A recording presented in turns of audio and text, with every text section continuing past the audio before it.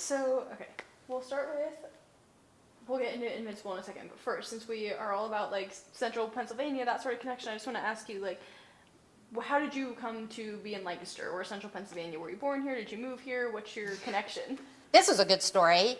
I was born in Birmingham, Alabama. Oh, wow. My sister and I both were. And then we moved to Chattanooga, Tennessee, where my brother was born.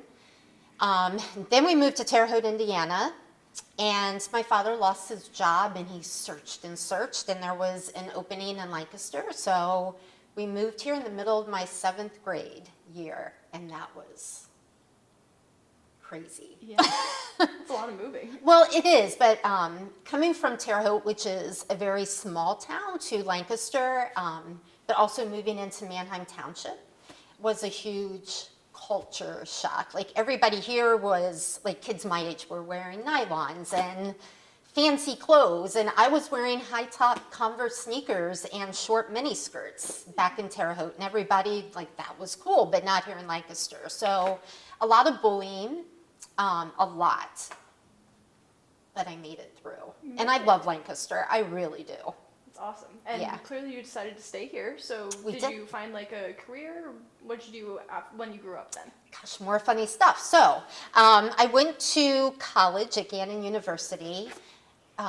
Did not do well, but I ended up leaving there with a fake degree, being a medical assistant, and I loved it. I worked at a couple of doctor's offices here in Lancaster.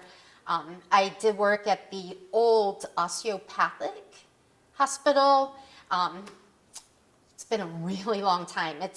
Osteopathic is now where the Stevens kids bunk, I believe. I think it's a dormitory.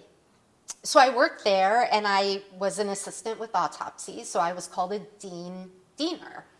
For $10, I helped the pathologist cut open the bodies and weigh the organs and then sew them back up, and that was my life for a while. Then Mike and I got married, we had kids, and I was a stay-at-home mom, which was the best and the biggest blessing. PTA president, you know, that kind of stuff. And then my kids grew up, and I needed to find myself again. So I went back to school on academic probation, which is hysterical because I was 32, and got my degree in English and taught for 13, 14 years, and yeah, here we are. That's awesome. That's a story, right? Like, you would never expect I was an autopsy assistant, or, yeah, here we are. Yeah, awesome. And can you talk a little bit about, like, your own journey with chronic illness and when that started? Yeah, so it started about 6, 7 years ago, and it had been going on longer, but I just never knew it. So I had 2 shoulder surgeries for what they call bursitis, which is extreme inflammation. I couldn't move my shoulders. So they go in, they clean it out, do exercises, go to therapy, and move on. Then this shoulder happened, then I was getting injections into my hips, and like, this is not normal. Like, I'm not this sick. I was barely my late 40s maybe when all that was happening. So as the time went on, I just noticed things not getting better, so I kept going back to my primary care physician. They couldn't figure it out, and then I met one physician. I stayed at that practice because I loved them, and this one physician looked at my arms, like total rashes, and she's like, I'm gonna take a punch biopsy and run all these tests. And she is the one who finally found it. She is an angel in disguise, because I just felt like I was losing my mind, right? Like, you can't see it, nobody can tell that any of this is going on, but I knew something was wrong. So yeah, she found it and got referred to Dr. Shepard, who was amazing at the arthritis and rheumatology specialist here. I'm an interesting case because I'm allergic to a lot of the medicines, a lot of pain medicines.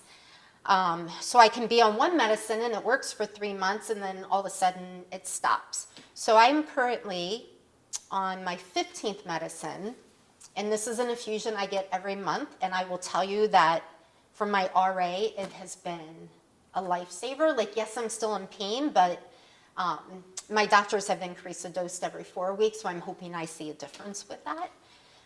But with the medicines come all these side effects, right? So I was on one drug, and I'm not going to mention it because I don't want to. I just don't want to. I ended up with a perforated colon. So I had a colostomy. They did reverse it, which was awesome. But then I got really, really sick. And I was diagnosed with lymphocytic colitis. So you will hear that, and maybe you read it in the book too, like if a person has one autoimmune disease, you typically get 2, 3, 4, 5 more. So it's never just one diagnosis with autoimmune disease. So then I was diagnosed with lymphocytic colitis, and this past year has just been horrendous. I can't keep anything in. I've lost close to 50 pounds. I'm very weak, so I was going to physical therapy.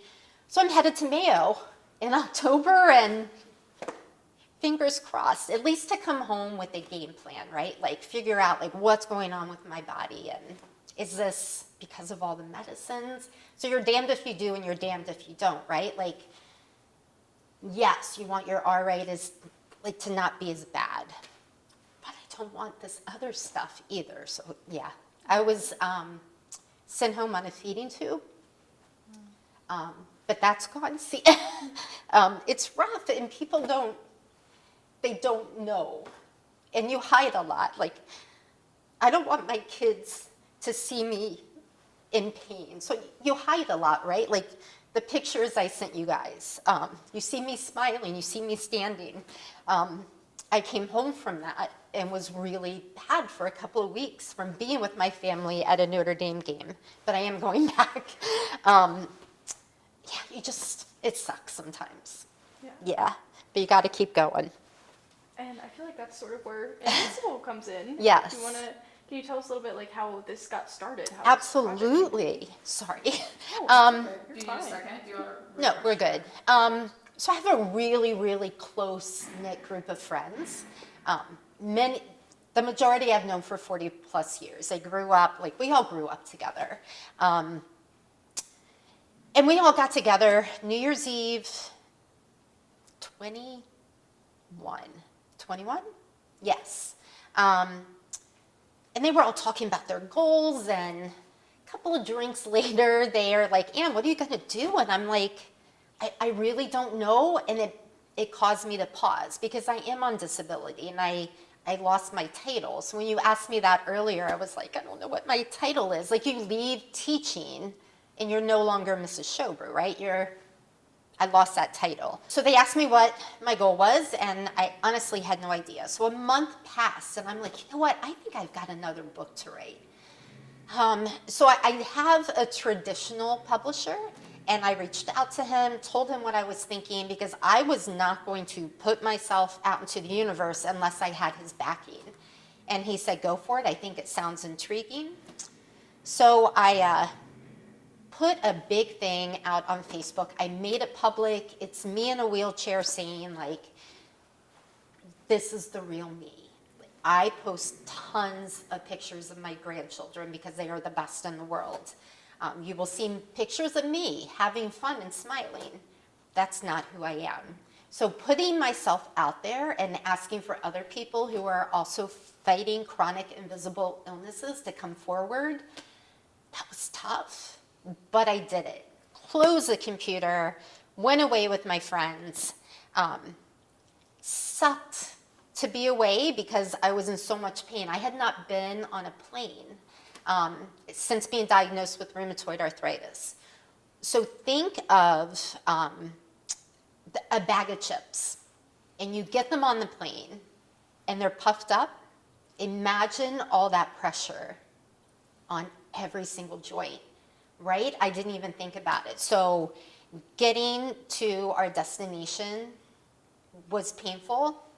Getting home was worse. But I came home to over 500 responses. So I got busy. And the very first person that sent me a private email was Mollie. And she said, I'm here to help you. I see all the messages. You know, if you think you could use the help, I'm here for you. And she's the only person that offered to help. So I'm like, you are an angel. Yes, can we meet? And she just happened to be the sister of a student of mine that I had when I taught at Catholic High.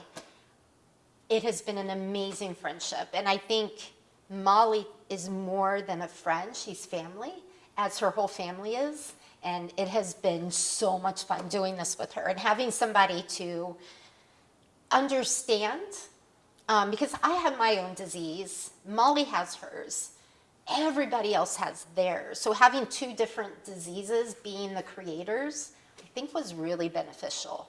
The other 26 authors, were those people who like commented on the post and wanted to share their stories? Okay. Yeah, so starting with those 500 to get down to 26, like these are the ones who really, really wanted to share their stories. They're the ones that kept coming back to Mollie and I. We sent out emails like asking everybody, but we got the best 26, right? Like, and there's going to be more coming. I know that. But these guys were ready. However, invisible illnesses you don't see. So I love the fact that every story in here is not labeled as to who wrote it. Like, I think you can kind of pick up on who wrote maybe in the chapter of denial and then wrote with ingratitude. Their writing styles are very similar. But now I have to go back. So my traditional publisher said, yes, let's do this. It was a very hard year for me physically. I was in the hospital most of the year. It was New Year's Eve. And all my friends are at our house, and I'm in the hospital. And I hadn't heard from him. And I sent him the entire book right before Thanksgiving. Never heard from him. So New Year's Eve, it's like, well, I'm doing nothing. Everybody's having fun. So I email him, and he said, we decided not to publish your book. If it was me, I'd say fine, right? There's 27 other people that are relying on me to get our stories out into the world. So Mollie and I talked, and I'm like, you know what? We're self-publishing. Let's do it. It cost us nothing except for somebody to do our cover art because we're not that good. And we got to keep everybody's genuine voices. Grammatical errors, abso-frickin-lutely, right? We tried to fix them, but we didn't want to fix them so that they didn't match the person in their story. And I think that was something I learned being an English teacher. You know, the kids would write out essays, and it was to them their best piece. I never wrote on them. I would put sticky notes on them, like, it is their piece. I'm not here to rewrite it for you. It's your story. These are my thoughts, but I felt like what they wrote, I didn't deserve to put a red pen all over it. Does that make sense? Yeah. It's their story. Yeah, so there you go. It's like an imperfectly perfect book. Yeah. So Mollie and I got on Lulu and did this whole thing, and it was tedious. Like, you have to get the margins down, you have to have the right font for it to go over to Amazon and Barnes, like everything. You have to really figure all that out. We did it, getting ready to push a button, and I got the most heart-wrenching phone call. One of our authors had passed away. 35 years old, the same age as my oldest daughter. I taught her. My daughter and Amanda, they shared the same birthday. It was gut-wrenching, and I think it brought everything to life that we don't know what tomorrow brings. It doesn't matter if you have a chronic illness or not. Tomorrow is not guaranteed. It's just not. So thankfully, we didn't push the button. I went to her funeral. Her parents didn't know that Amanda wrote 9 different stories in this book. But again, I'm always going to be Amanda's teacher. I had to ask their permission. And I didn't know how to do that. When you lose a child, how do you do that? So I reached out to a friend who is really good friends with Amanda's parents. And I said, please help me with this. I don't know how to move forward. I need their blessing. So I then was in contact with one of her siblings and his wife, and they were just amazed that Amanda left her story behind. So we were able to dedicate the book to her. But isn't that awesome as a parent? Like, her story is in here. And through that year of getting the book together, Amanda and I were hospital buddies. So she would send me, when she was pumped up on steroids, like pictures of her at 3 a.m, like walking up and down the hallway trying to get the steroid jitters out, you know? And so I have all those messages, and I put them into life lessons from Amanda and was able to say those to her family when we did our book launch. And yeah, so you know what? It's probably a good thing that we self-published. I don't know, God works in mysterious ways, so. It's really special. Yes. Yeah. Yeah. And how long do you think that process took you, like from start to finish, just about like? 16 months. Okay. Yeah. Which was long for me. Like, my first book, I wrote and had published in 2 months, but it was my story. And once you get started, it just goes and goes and goes. There's a lot of stories. So when we started getting the stories sent to us, they were all so freaking depressing. Like, it was terrible. Like, I would not pay $5 to get a book that's like one story after another about how sad our life is, because it's not. Like, I'm smiling, I'm living. Like, our lives are okay, but we need people to understand where we're coming from. So Mollie and I are like, what are we gonna do? We cannot publish a book of just negativity. So we decided, we talked. Elizabeth Kubler-Ross wrote a book called The 5 Stages of Grief. And I had to do a research paper on that in college. It's amazing I even remember doing it, but I did. And I was talking to Mollie about it, and she's like, well, yeah, like, we grieve our old selves because we have to figure out our new normal. How do we get our authors to get to that point? So we decided to use that model and come up with different chapters. So when you first hear that diagnosis, many of us deny, like, hell no, that's not at all what I have, you're wrong.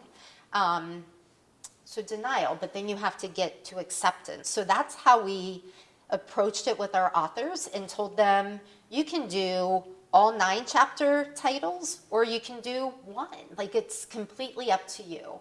Some of them gave us free rein to break up their stories to put in different chapters, which was really fun and creative. Others wrote right for that chapter. Amanda was one of them. Like, as soon as she knew the title, she's like, all right, I can do this. And she just went through it. And I think, for me personally, it was very cathartic, because it allowed me to look at my illness and where I've been, and also where I'm going. And this is where I'm going. This is my baby. Like, Mollie and I believe so much in this book. We got matching tattoos. It's powerful. More and more people need to read it because we get judged. Did you tell the authors initially that, or whenever you decided that the stories were going to be anonymous, did they like that idea? Did anybody suggest that idea, or was it just a little bit about that? So we suggested the idea. Okay. And the ones that got back to us were good. So so it was majority. Yeah. And I really think it adds a different dimension to the book. I think people that know me know what I wrote. Like, I try to write in different genres just to keep my mind sharp. So every single one of mine is like different, but I definitely am the one that have all the swear words in it. So Distinctive. yes, very. In fact, Mollie and I she's like, do you really need that word? And I'm like, I really need it. And she's like, okay, keep it. Yeah, so it's fun. It's nice to see the progression. You have obstacles, but what are your triumphs? For me, my triumph was actually getting in a wheelchair. And my kids were like, Mom, you're not going to the football game if you're not in the wheelchair. And man, I fought it. I fought it hard. And that wheelchair sat in that truck. And then it was time to go in for the game. I got in it.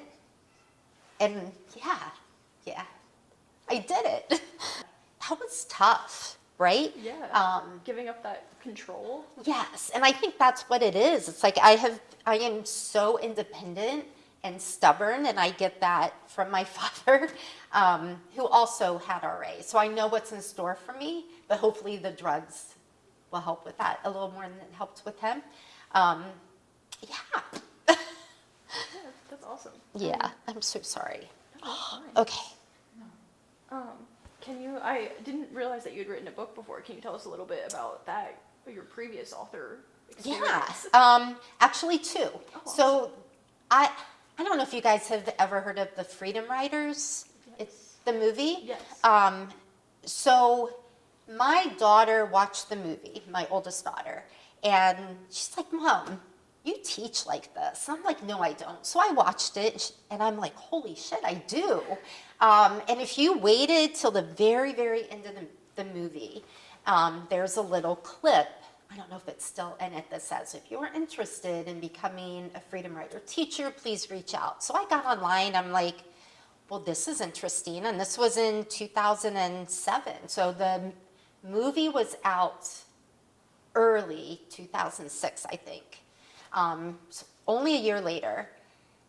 And I was reading that said you need to be a teacher in a public school, you need to be a teacher in a juvenile facility, and I'm like, God damn it, I teach in a Catholic school. Like, these kids are really no different from any place else. So I wrote that in my essay. My principal sent us like a wonderful letter. I had actually, Mollie's mom wrote a letter, and I got in. And I went to California. I was one of the original 150 teachers chosen in the United States to write a book called Teaching Hope.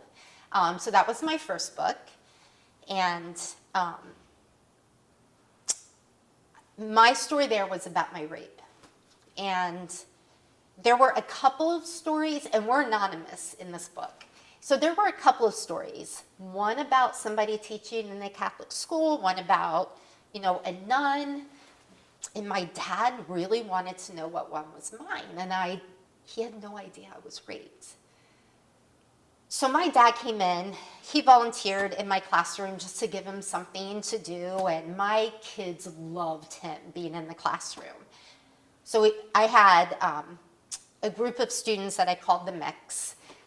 They were my Freedom Rider kids, and they were with me every year, all 4 years, first period. So my dad would come in, and some of them didn't have grandfathers, so he told great stories. So a couple of years had passed. The kids are now juniors, and Teaching Hope comes out. And my dad was so excited. I'm like, Dad, can you come into the classroom on this day?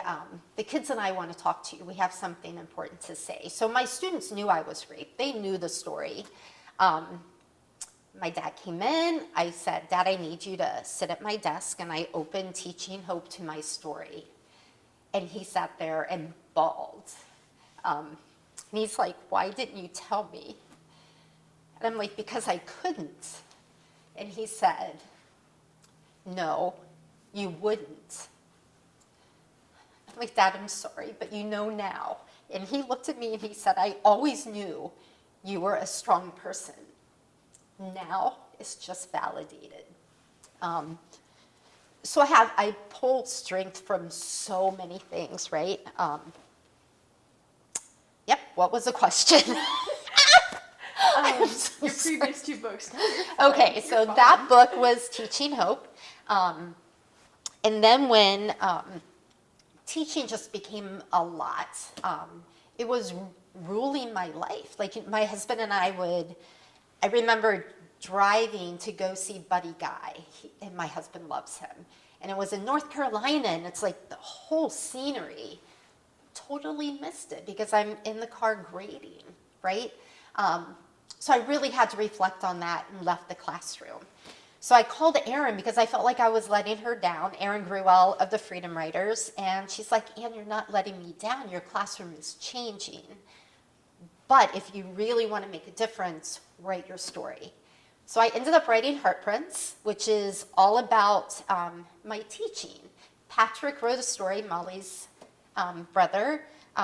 Several of my students wrote their stories. I love that book because it's about teaching, but mostly it's about my students. So that was the second one. The third one is called Writing Through the Mess, and I wrote that with a fellow teacher friend, Lisa Rothwalter. We did a course on it. It was a graduate course, so we just took it and made it into a book, and I love it. It's a workbook, literally taking you through like who you are now and embracing yourself. So it's like a really cool writing journal. And then Invincible. Yeah. That's awesome. Yeah. And do you think you have any plans for future books, or if you want to talk about your podcast or anything like that? So definitely we're doing workbooks to go along with this. So as a person who's chronically ill, yeah, it's great to read these stories, but they have stories too. So we're going to do 2 different workbooks. One is going to be directed just toward the chronically ill patient. But the second one, which I think is even more important, is for the caregivers and support system and families to kind of work through. My husband had a lot to work through. Like he had to learn how to hook me up to a feeding tube and how to change my colostomy bag. And he's the one that pushes me in the wheelchair. Like, they have a voice too, and they need to be heard. So I thought the 2 different workbooks would be really, really cool. And then we're going to launch our podcast at the same time. I think we're sticking with the name Invincible Insights. I've already done a couple of podcasts, so it's kind of fun. I'm learning. So I think our book will be a year old in April. So I'm thinking April for like a soft kind of relaunch with the podcast, with the workbooks, and do kind of like a bundle thing. So yeah, I think it's important. And maybe through that, there might be an Invincible 2024. You never know. Yeah. Yeah. Keeping it open. Yeah, and that's it. Like, yeah. I think I like this format, but I kind of want to challenge myself, and I know Mollie would want to challenge herself too, to like, what does a new book look like? Like, we'll get through the first year. Let's get through the workbooks, but what does a future look like? I'd love to get, my husband will kill me, but I'd love to get shirts that say, I am invincible, or be invincible, or even a shirt with a semicolon on it. Do you guys know that? So I got really into a bad headspace. Really bad. Just a few months ago. Really bad headspace. And that happens when you have a chronic illness. So when we got our tattoos, I looked at the guy and said, I need a semicolon because that means my story isn't over. And he's like, you know what, I've seen people do that and they put it on their first finger so you're always looking at it. So yeah, semicolon. My story's not over. Invincible is not over. So in many ways, this book has saved me. Yeah. What was it like just to work alongside Mollie and to digest all of this and then put it all together? Like, can you just tell us your experience with her? Oh, with Mollie, it's been amazing. We are both different but the same. So she's definitely, she's more organized. She's more diligent, I think, and I'm more the emotional, like, yeah, we're different but the same. So what she brings to the table and what I bring to the table together makes us a solid unit. We're solid. Like, I bounce ideas off her, she bounces ideas off me. If she's too busy or I'm too busy, we back each other up. We're both learning. Like, I've never published a book, but that was a really fun experience, and we did get frustrated. We tried to start our website, and we got on one site, got our domain name, And then we're like, we don't know how to use this site. So we want to go to like another site that I have used in the past. We get to that site, type in the domain name. We can't use the domain name for 60 days because we were on another site previously. So we didn't get to launch the website right when we wanted to, but we were through it. Like, it was 2.5 hours of us just like, we can't get on this website. And that happens a lot over the 16 months of editing and trying to get the website up. And yeah, but we're doing it. We are doing it, and it's so much fun. It is fun. Yeah, it's fun. Yeah. It's a hard topic, but I think it's one that people need to see. I remember, or I do this now, like if my husband is not with me, I do not use handicap spots because I feel like people are judging.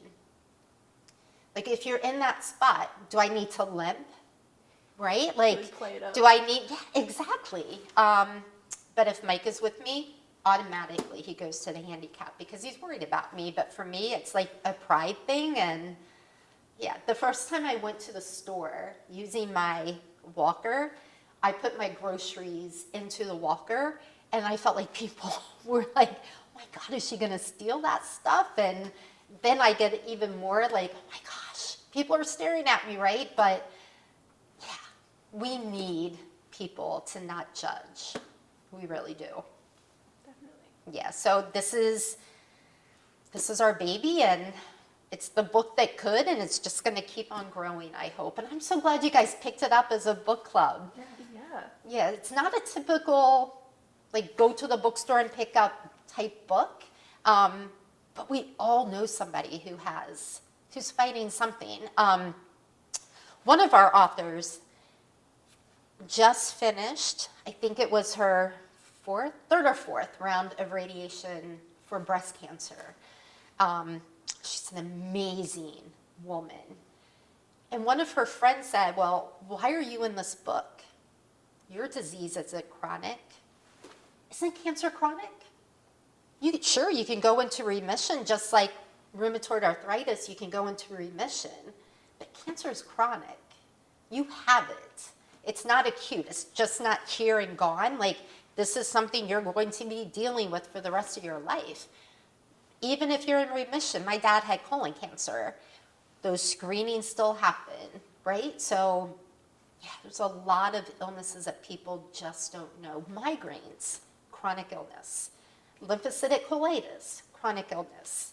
And my son has microscopic colitis, and I worry about him because that's an autoimmune disease. I pray so much that he doesn't get RA or anything else.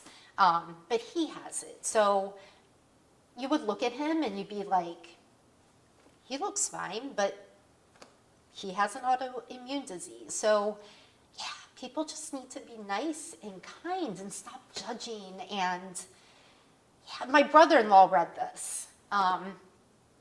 He was actually, I think, one of the first people to read it because he came up to me and said, I'd really like to see it.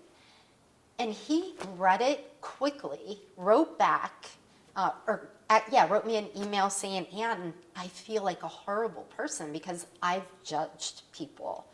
And for him to say that to me was very powerful. I'm like, John, write that review first off. But secondly, like, thank you because he validated it. And I think that's what we just need is validation.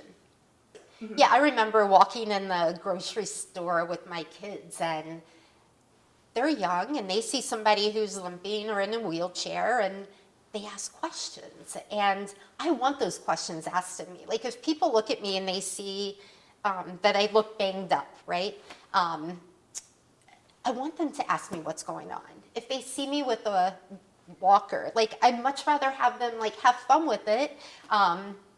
I think I was most scared of using assistive devices because I didn't want my littles to think of me as being sick. But now they push me on this. Like, it's so fun to them, and they'll fight over who's pushing me on a wheelchair. And that was something I really had to get over. But I think knowing that my kids demanded it, and my husband, but that my littles embraced it made it a hell of a lot easier.